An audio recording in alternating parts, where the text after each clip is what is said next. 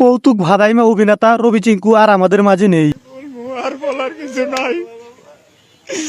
আমার দাদা মরা লাগে। গত 24শে মে শুক্রবার বিকেল 5টার দিকে তিনি ইন্তেকাল করেন। ইন্না লিল্লাহি ওয়া ইন্না ইলাইহি রাজিউন। তো বন্ধুরা, আজকে আপনাদের মাঝে কথা বলবো টাঙ্গাইলের কৌতুক খ্যাত ভাদাইমা রবি চিঙ্কুকে নিয়ে। মৃত্যুর আগে তার শেষ কথা কি ছিল জানতে হলে ভিডিওটি সম্পূর্ণ দেখুন। গত 2 যুগ ধরে যারা মানুষকে হাসিয়েছেন এবং বিনোদন দিয়েছেন তাদের মধ্যে অন্যতম শ্রেষ্ঠ এবং কিংবদন্তি হচ্ছে আহসান আলী ভাদাইমা এবং রবি চিঙ্কু। তো বন্ধুরা, আপনারা ইতিমধ্যে জানেন আহসান আলী ভাদাইমা গত 2 বছর আগেই মারা গেছেন এবং কি বন্ধুরা, গত 24শে মে শুক্রবার বিকেল 5 ঘটিকায় কিংবদন্তি অভিনেতা রবি চিঙ্কু হসপিটালে চিকিৎসাধীন অবস্থায় ইন্তেকাল করেন। তার পরিবার জানান তিনি অনেক আগে থেকে অসুস্থ ছিলেন এবং চিকিৎসার জন্য বিভিন্ন হসপিটালে গিয়েছেন। তার এই অসুস্থতার জন্য তিনি কাজ বন্ধ রেখে চিকিৎসার জন্য হসপিটালে গিয়েছেন। তার মৃত্যুর পর সকল কৌতুক অভিনেতারা তার বাড়িতে আসেন তাকে দেখার জন্য এবং তাদের কাছে রবি চিঙ্কুর বিষয়ে জিজ্ঞেস করলে তারা কান্নায় আবেগে ভারাক্রান্ত হয়ে পড়ে।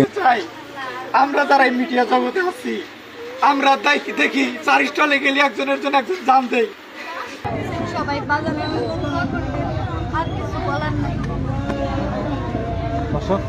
আসলে তাদের দেখলে বোঝা যায় তারা তাকে খুব ভালোবাসেন এবং কৌতুক অভিনয় তারা তার কাছ থেকে শিখেছেন, এরকম ভাবে বলেন তারা। ছোটবেলা থেকে আমরা ভাদাইমা মানে রবি চিঙ্কু এবং আহসান আলীকে চিনতাম। এরা কৌতুক ভিডিওর মাধ্যমে সারা দেশের মানুষের মন জয় করে নিয়েছিল এবং সকলের মনে জায়গা করে নিয়েছিল। আজকের পর থেকে এদের ভিডিওর আমরা আর দেখতে পাবো না। অনেক আগে আহসান আলী ভাদাইমা মারা গেছেন, এরপর বন্ধুরা রবি চিঙ্কুও মারা গেলেন। এখন আর আমরা তাদের ভিডিও দেখতে পাবো না। হাজার হাজার মানুষকে হাসানো মানুষগুলো আজ তারাই নিস্তব্ধ হয়ে গেছে। কৌতুক ভাদাইমার দুনিয়া কিংবদন্তি 2 জন আজ দুনিয়াতে নেই। যাদের ভিডিও দেখলে আমরা হেসে দিতাম, যাদের ভিডিও দেখে সব থেকে বড় হলাম, আজ তারাই দুনিয়াতে নেই। তো বন্ধুরা, রবি চিঙ্কু কমেডিয়ান হিসাবে এবং একজন মানুষ হিসাবে কেমন ছিল আপনারা অবশ্যই কমেন্ট বক্সে জানিয়ে যাবেন এবং তার জন্য সবাই দোয়া করবেন। আল্লাহ পাক যেন তাকে বেস্ট নসিব করে। সবাই ভালো থাকবেন, সুস্থ থাকবেন। আল্লাহ হাফেজ।